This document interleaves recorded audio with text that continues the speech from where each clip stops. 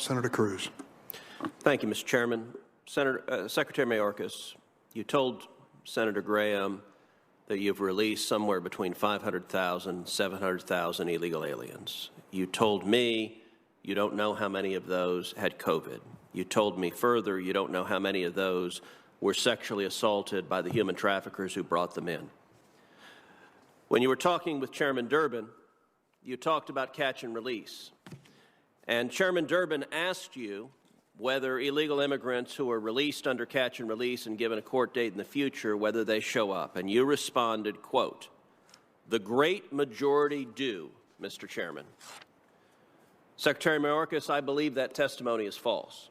It is contrary to virtually every public reporting on the matter. For example, I'm looking at a July 27, 2021 story in Axios that describes just 13% of migrants had shown up after catch and release.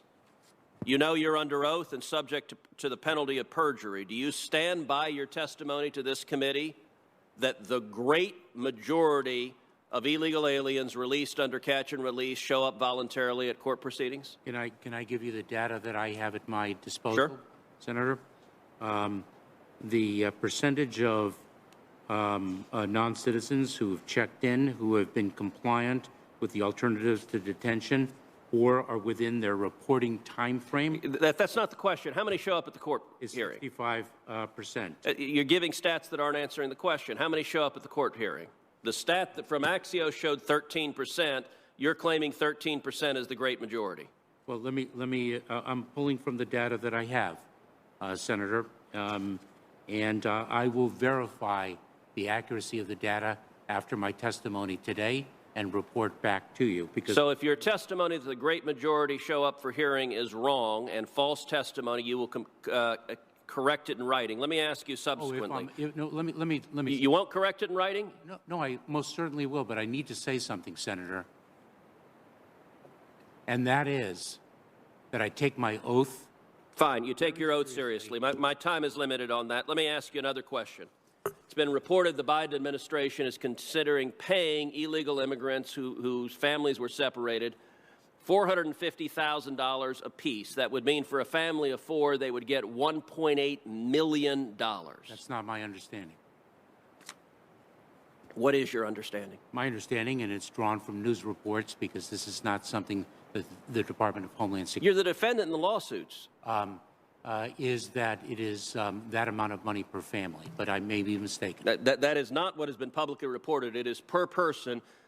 Do you think it is a good idea to pay illegal immigrants 4.5 times what we pay the family of a service member who's killed in combat? And if we pay millions of dollars to illegal immigrants, in your professional judgment, will we get more illegal immigration or less illegal immigration? Senator, let me say this, that I do not think a mother would travel to the United States in the hands of traffickers so that she can be separated from her 7-year-old daughter for a period of time, the duration of which she has... Can you answer the question? Those were two yes and no questions.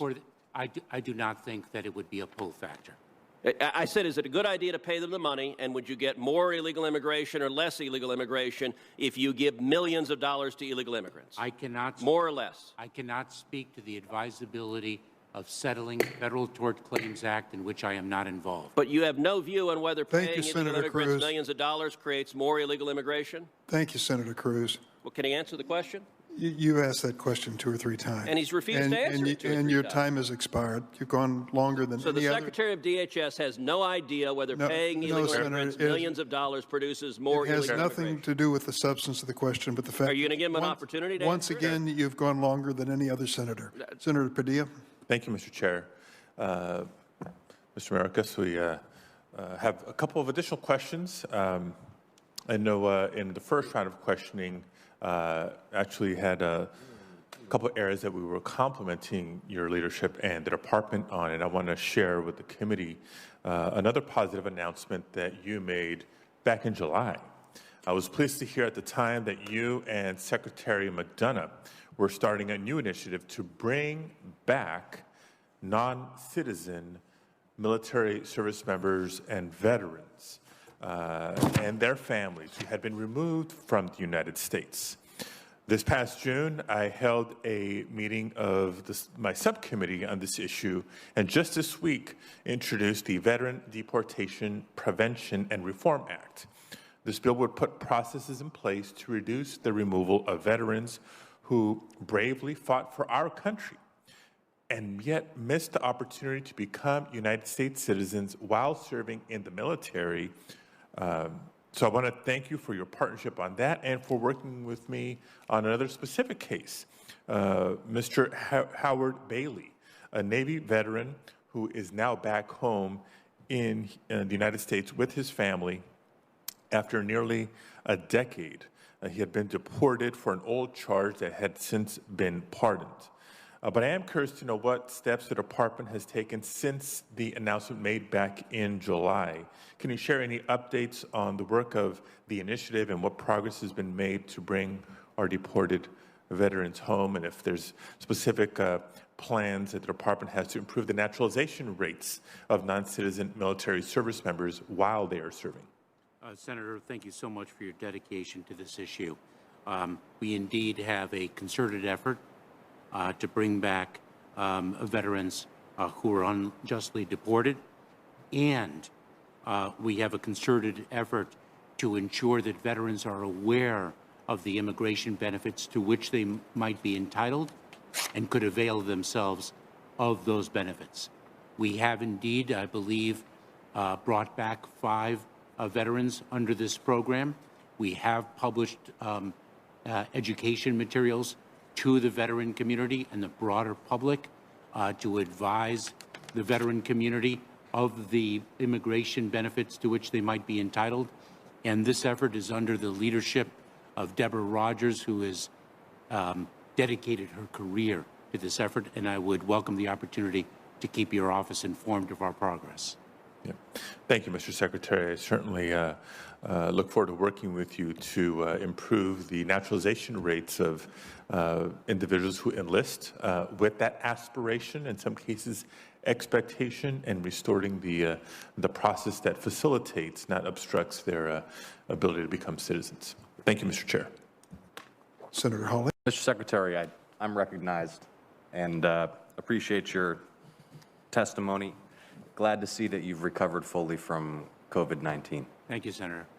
I want to thank you for the recent responsiveness to requests for information from the Permanent Subcommittee on Investigations. We face some challenges, and you and I have had some candid conversations about that. We've seen a marked improvement in the department's responses to the Permanent Subcommittee.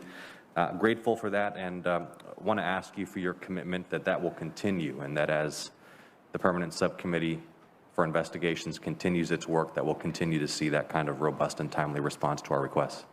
You most certainly will, Senator. Thank you, Mr. Secretary. I'd like to discuss with you the supply chain bottlenecks, constraints we're facing at major shipping container ports across the country. As you know, state of Georgia hosts the Port of Savannah, which is, depending upon how you count, the 3rd or 4th largest port of its kind in the United States. It hosts the largest single container terminal in the United States, and like ports across the country and indeed around the world, we're seeing significant delays in the processing of inbound shipments and challenges. Want to ask you what steps the department is taking as part of a broader federal response to ease these bottlenecks at shipping ports. Senator, I'm very well aware of the challenge there. One measure that we have taken operationally is to increase the hours of operation, sometimes at a 24/7 clip, to facilitate easing the adverse consequences of the supply chain challenge.